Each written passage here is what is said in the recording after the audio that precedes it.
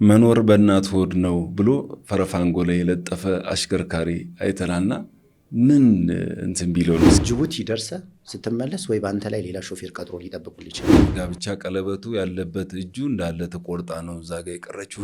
በቃ እኛ እኮ ከመንገድ ላይ ሾፌር ነው ራሱ እርስ በርስ ተባብሮ አስክሬንን እንኳን አምጥቶ እዚህ የሚቀብረው። የሚገርም ነገር ግን ሞጆን አላለፈም ተሽከርካሪው።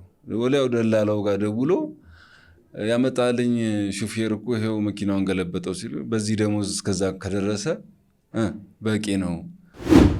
መኪኖች አደጋ ፈጥረው ቶሎ አለመነሳት፣ በጣም በአደገኛ ቶሎ አለመነሳት። ቢያንስ እዛ ቦታ ላይ 3-4 መኪና ሲመረቅለት የሚነሳበት አካሄድ ያለው።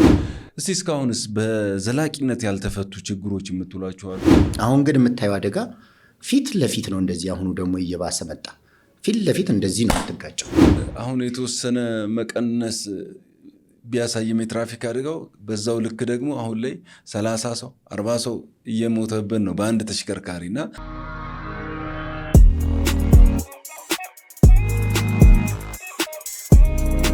እንደው ይህንን ስታነሳ በተለይ ስልጠና ሲታሰብ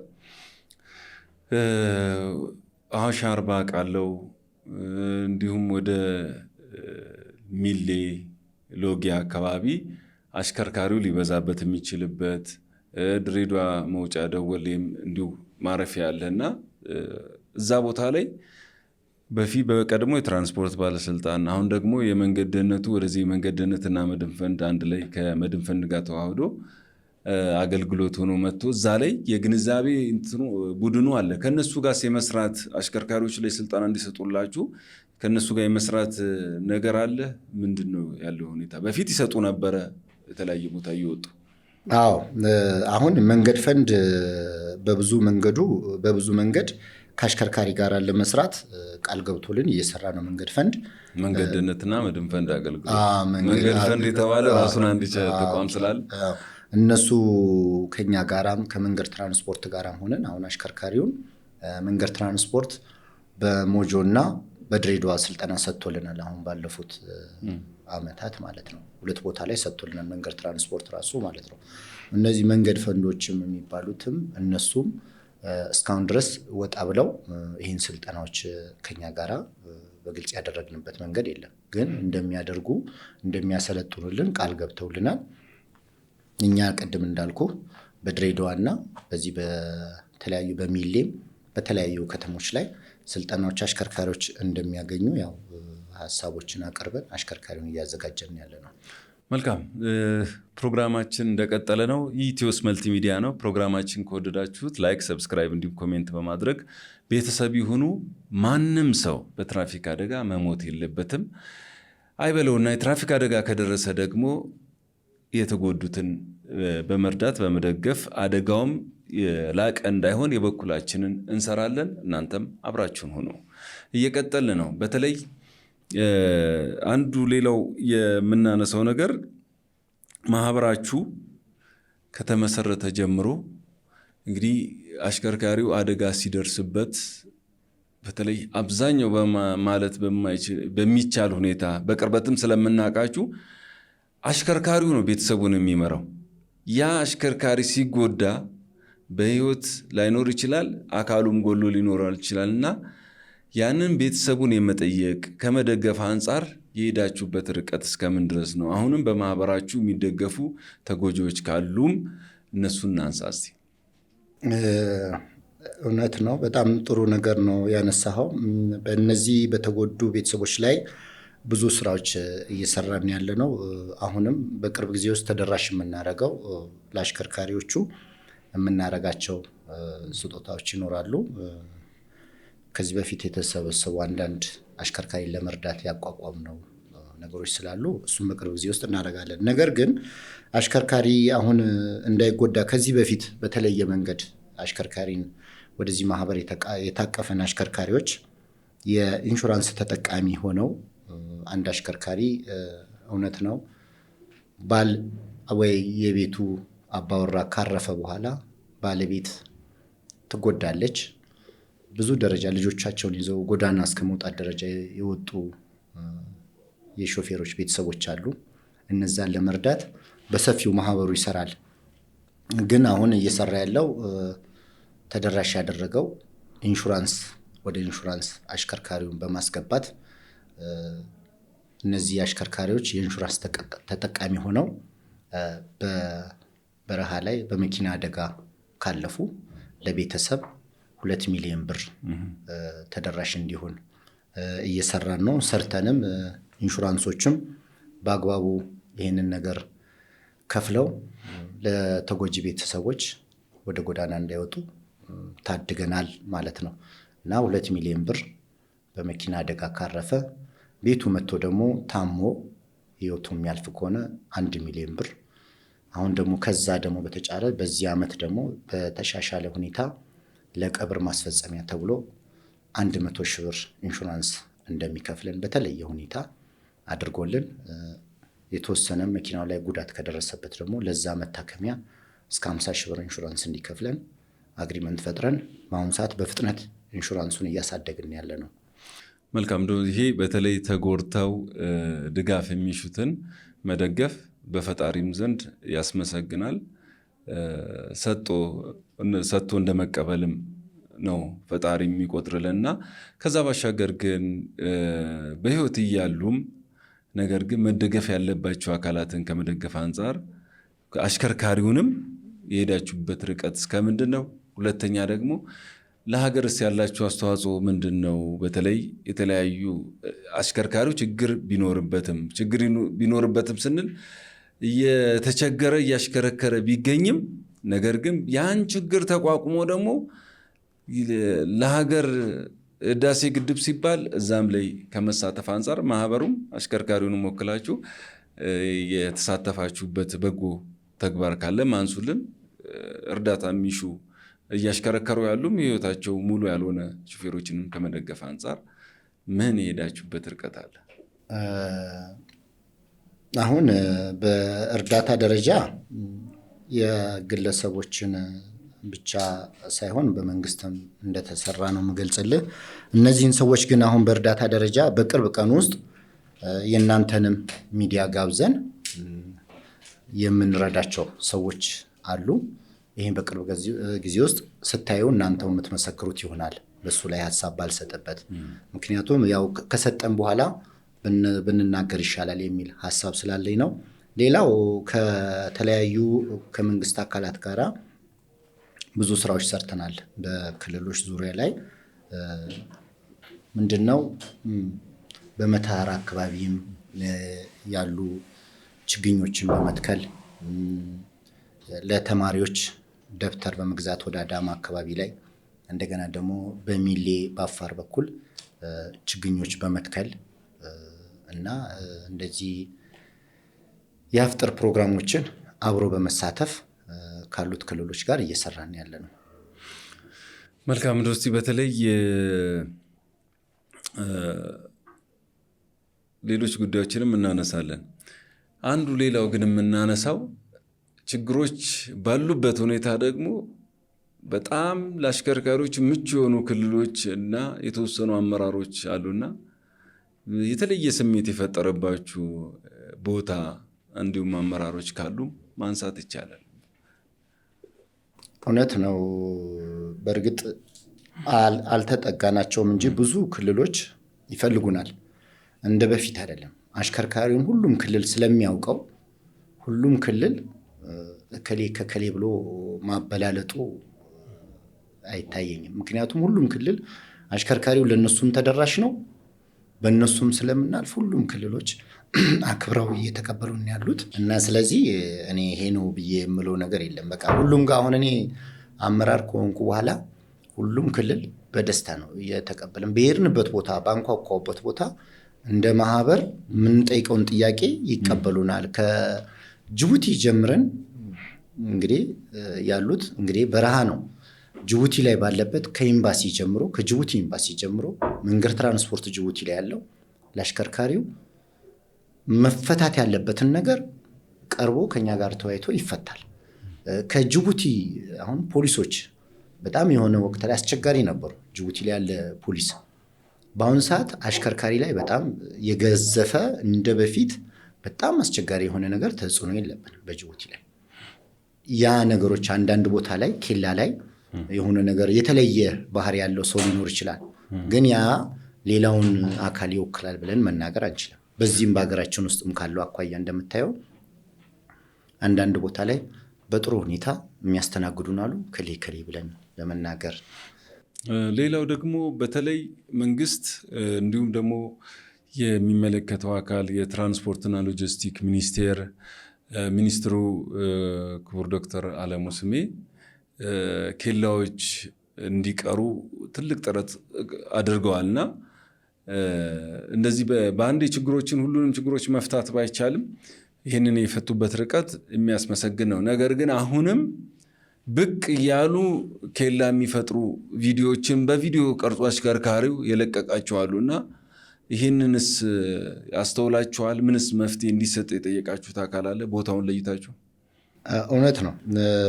በዚህ አጋጣሚ ዶክተር አለሙ ስሜ እኔ ከልብ እንደ ሾፌር ማህበር ሾፌርም ከልብ ነው የሚወዳቸው የሚያከብራቸው። ወርደው ነው የሰሩት። ገመድን ራሳቸው ሄደው አይተውታል እና በጣም አስቸጋሪ እንደሆነ ቢሮቸው ላይ ተቀብለው አናግረውናል። ደስ በሚል ሁኔታ ማለት ነው። እና የዚህ የገመድ ጉዳይ በጣም ሰፊ ስራ ተሰርቶበታል።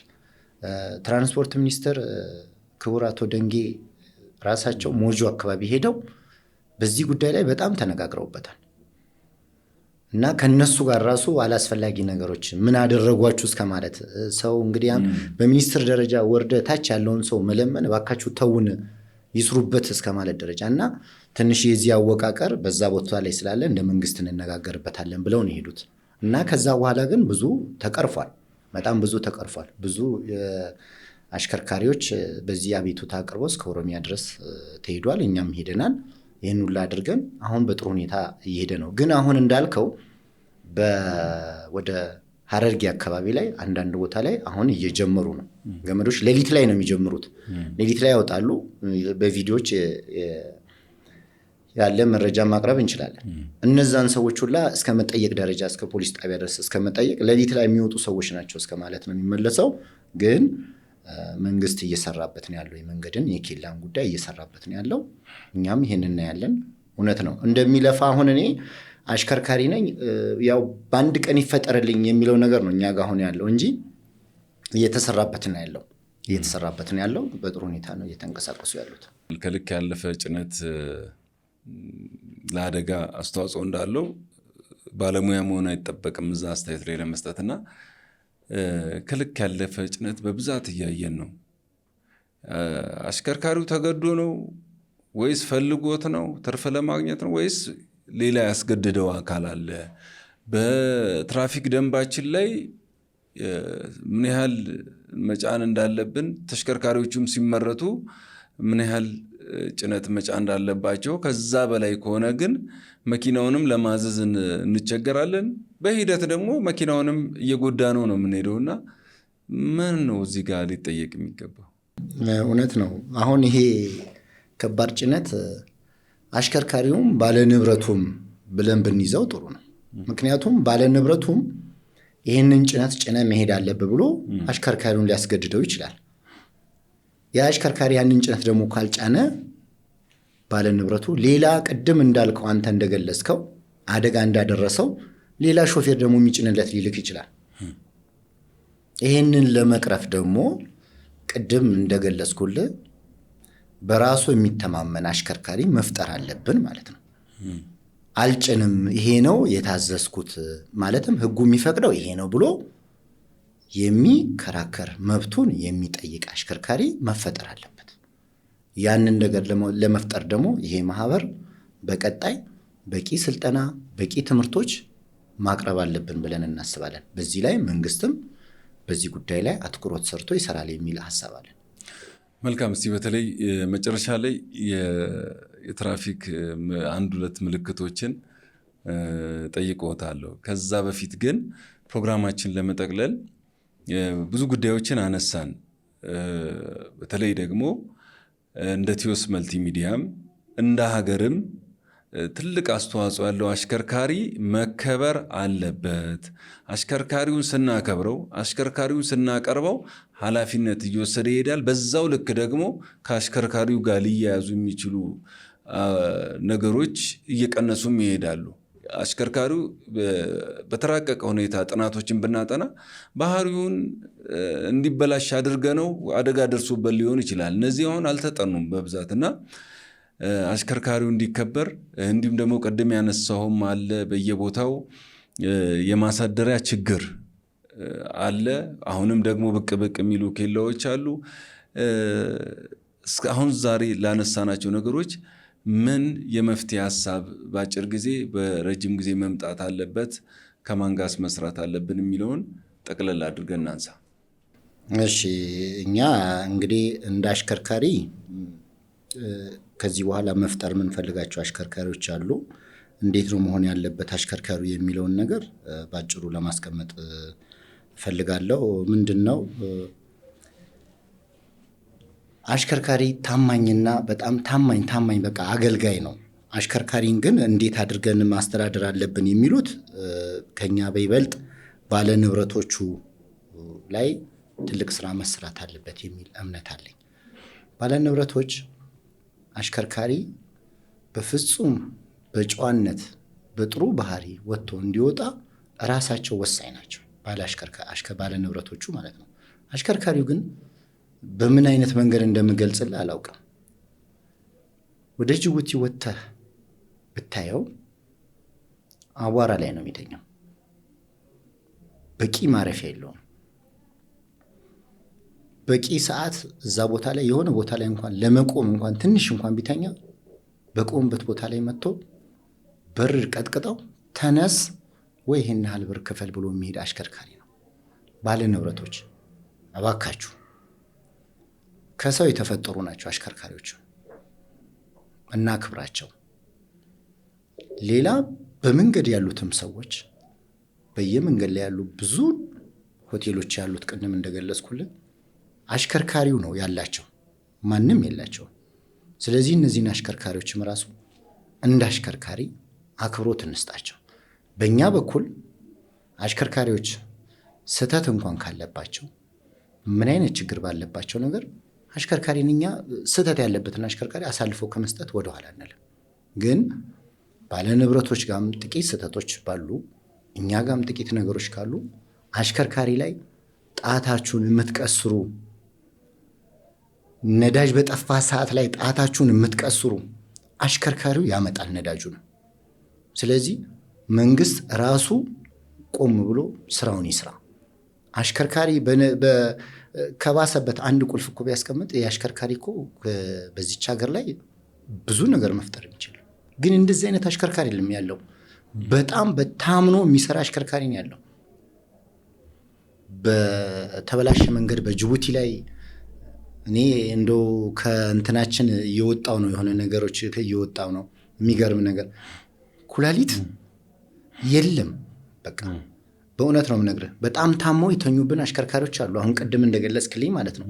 ከዚህ አሁን ከምትለኝ ነገር ላይ ስለወጣው ነው። ምክንያቱም እንደውም አላነሳንም። አሁን በጣም ቀለል ያለ ነገሮች ነው እንደውም ያነሳው። የአሽከርካሪው ችግር በጣም ከባድ ነው። ስለዚህ መንገድ መታሰብ አለበት። አሽከርካሪው ግን ይመጣል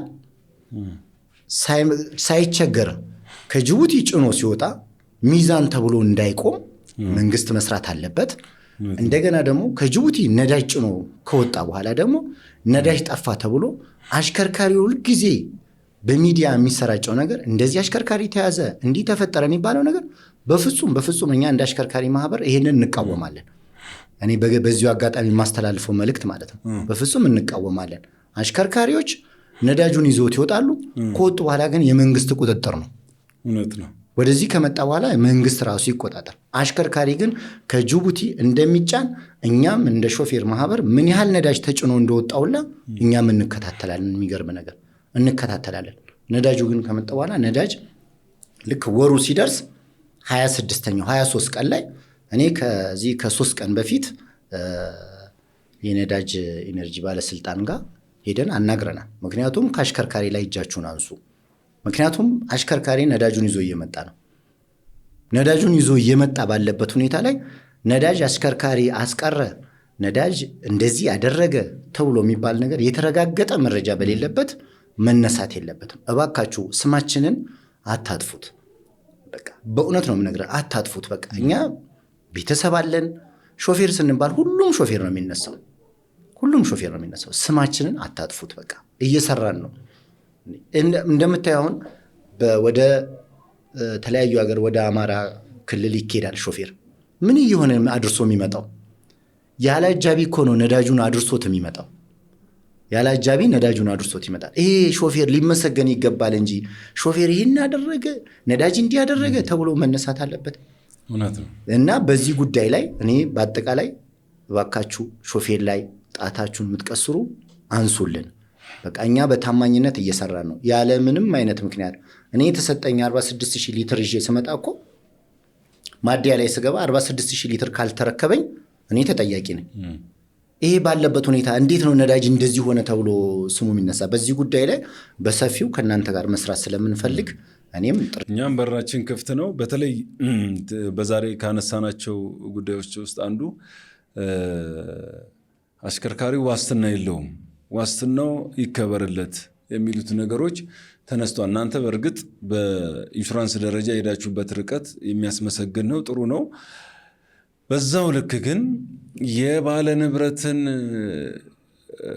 አቀራረብ በጣም ስላልተመቻቸው የራሳቸውን ሀብት አፍርተው የራሳቸውን ተሽከርካሪ ይዘው የሚወጡ ጅቡቲ ደርሰው የሚመለሱ አሽከርካሪዎች ቁጥራቸው ትንሽ ቢሆንም እናውቃለን እነዚህና ይሄ ምን ያመጣው በቃ በባለ ንብረት ስለተማረረ ነው።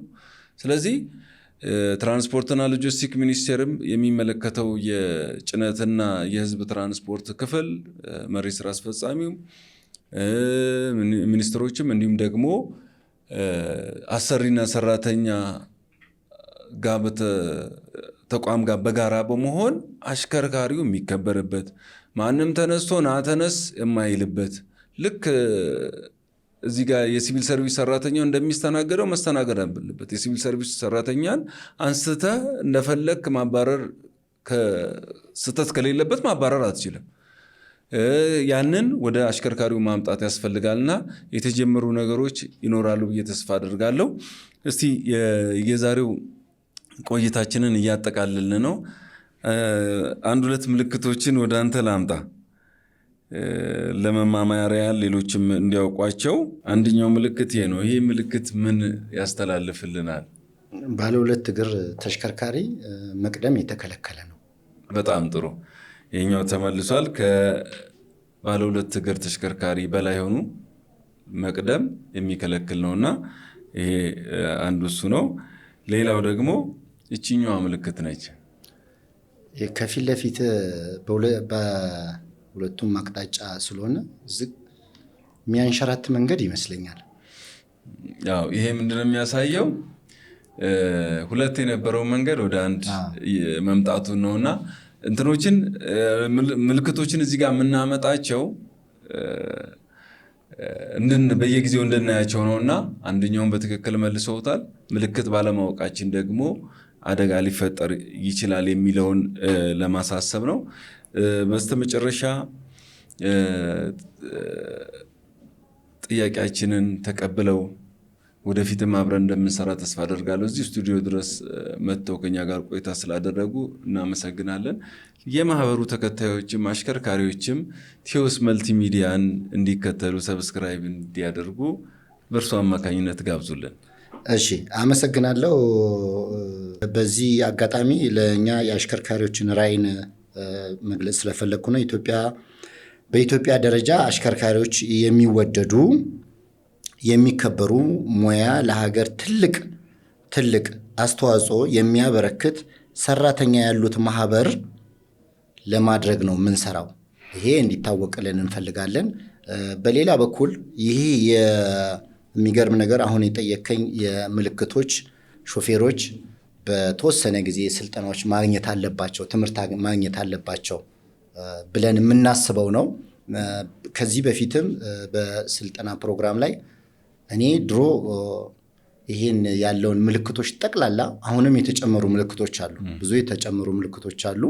እነዚህን ለማስታወስ ይህንን ያደረግከውን ነገር የጠየከኝ ጥያቄ በጣም ተገቢና ደስ የሚል ነው።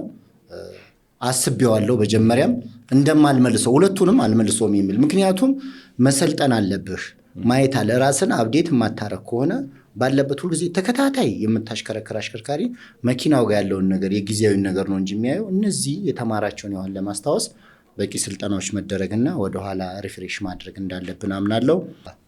ቲዮስ መልቲ ሚዲያን ሁላችሁም የኢትዮጵያ ከባድ መኪና አሽከርካሪዎች ሰብስክራይብ በማድረግ እንድትከታተሉን።